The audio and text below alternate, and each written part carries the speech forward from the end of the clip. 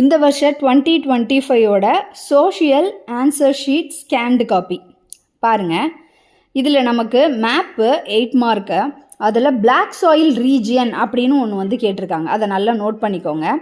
இப்போது நம்மளோட புக்கு பாருங்கள். இதில் பிளாக் சாயில் ரீஜியன் அந்த ஒரு மாதிரி கிரேயிஷ் கலராக இருக்கா, அதுதான். இது நம்ம டிஎன் சமச்சீர் புக்கில் கொடுத்தது.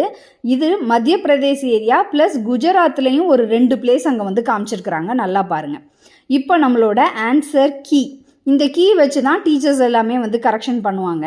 அதில் இந்த மேப்புக்கு அவங்க பிளாக் சாயில் ரீஜியன் என்ன மார்க் பண்ணியிருக்காங்கன்னு பாருங்கள். ஸோ மத்திய பிரதேஷ் ஏரியா மட்டும்தான் அவங்க மார்க் பண்ணியிருக்காங்க, குஜராத் அவங்க வந்து மார்க் பண்ணல. இப்போது நம்ம பசங்களோட ஆன்சர் ஷீட் நான் உங்களுக்கு வந்து காமிக்கிறேன். எப்படி மார்க் போட்டிருக்காங்கன்னு மட்டும் பாருங்கள். இது ஒரு குழந்தைக்கு 7 மார்க் இந்த மேப்பு. அதில் பாருங்கள், அவன் மத்திய பிரதேஷ் ஏரியா மார்க் பண்ணாமல் குஜராத் ஏரியா அவன் வந்து மார்க் பண்ணியிருக்கான். மீதி எல்லாமே பார்த்தீங்க அப்படின்னா ஆன்சர் வந்து கரெக்டு. இதை தப்புன்னும் அவங்க வந்து போடலை, அதுக்கு மார்க்கும் அவங்க வந்து கொடுக்கல. அப்போ இந்த 1 மார்க் எங்கே போச்சு? அப்போ பிளாக் சாயில் இதை அவங்க கரெக்ஷன் பண்ணலை அப்படின்னா அவங்க உண்மையிலேயே ஒரு சோஷியல் சப்ஜெக்ட் எடுக்கிறவங்க தான் இந்த பேப்பர் கரெக்ஷன் பண்ணாங்களா, ஒரு பெரிய டவுட். இந்த குழந்தைக்கு பாருங்கள், அதே போல் பிளாக் சாயில் ரீஜியன் குஜராத்தில் மார்க் பண்ணியிருக்காங்க, அதுவும் தப்புன்னு போட்டுட்டாங்க. இன்னொன்று பாருங்கள், பெட்ரோலியம் ரீஜியனை அவங்க வந்து கரெக்ஷனே பண்ணலை.